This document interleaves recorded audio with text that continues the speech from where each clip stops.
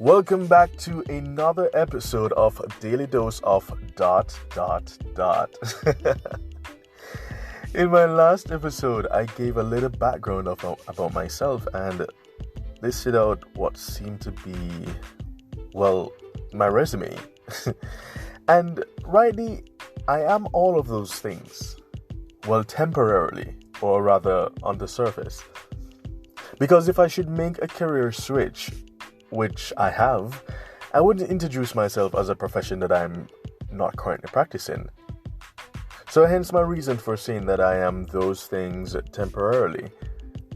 But outside of those easy labels, who are we really?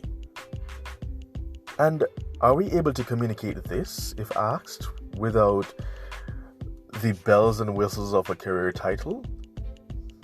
Are we able to tell people who we are and challenge the perception of who people think we are? Because a career title is a perception of who we are. I mean, we shape our own narratives every day and allow it to be formed from a myriad of external forces, factors, perspectives, if you please. I had a very interesting conversation in my men's group on WhatsApp about vaccination recently. And you can just imagine the varying opinions and views that came up. And my pastor asked one simple question. Who or what is influencing your worldview? And the conversation then moved from among the brothers to an introspection for all. And that question brought me back to a place of consciousness, self-awareness. And it's funny how when you come into yourself and do your self-assessment, you realize that how much you think you know is limited. We're talking about identity here and who we know we are, who we know we're supposed to be opposed to what people perceive us to be. I saw another post recently where someone was ranting about people who always say that when someone is angry, their true colors are shown, as if when people display happiness and joy, they're being pretentious. And it made me wonder. And I mean, I pondered about how people view and how people, I pondered about how people view people and how people view themselves.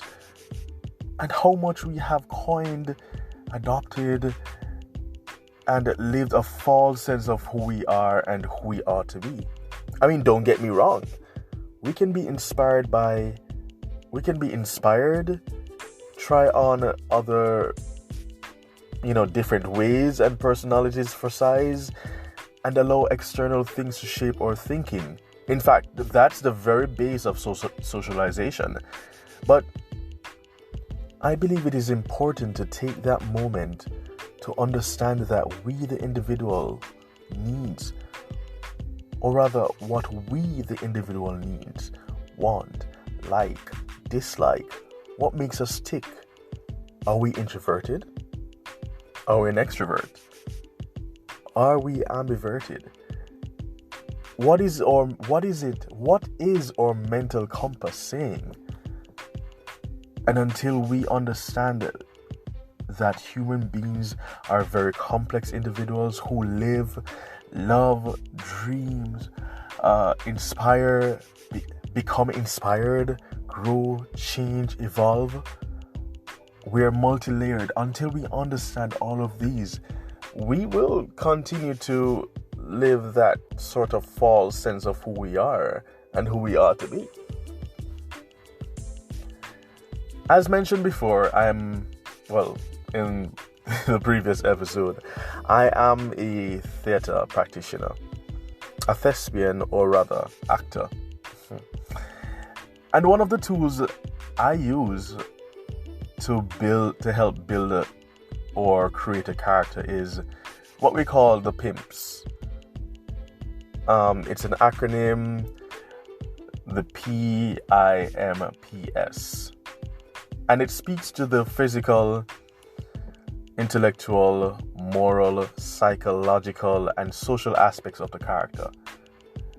I mean, you can spend hours or even days or longer filling in the different elements of each of these characteristics until you would not have fully completed the course of building a complete character, because long after the show finishes, you will still find elements to add. And that is exactly how our lives are. We grow and evolve every single day. Whether you've heard something that changes your views or opinions about something, or a new haircut that changes how you and people see you. I also believe that this approach is essential for those of us who struggle with insecurities. We were not necessarily taught from the early stages of our journey that there is no one size that fits all in who we are. So we develop our own personal prejudices while we watch other people seemingly enjoy their own body and mind. And yes, I did say seemingly because people believe it or not, we all have a bit of insecurities in us, but some of us just are a little bit faster in overcoming and accepting than others. So I want to encourage my young co-inhabitants of this world. Be patient with who you are and who you will blossom into, because life has a way of leading you to wherever you need to be. And especially if you are a Christian, like myself, who relies on God to direct my path, you are never where you are not supposed to be. You're never who you're not supposed to be. Trust the process. And if you know who, what, and where you are supposed to be rather, be deliberate in getting there without fear, insecurities, and doubt. This topic about identity is by no means exhausted. If you want to hear more, or if you want me to share more on this topic and include stories and what the Bible says about you and who you are, or just general comments and thoughts, reach out to me via email at creativeamore@gmail.com. That's creativeamore@gmail.com. And let's talk. Thank you so much for tuning in to Daily Dose of ... I'm Nick. Catch you next time.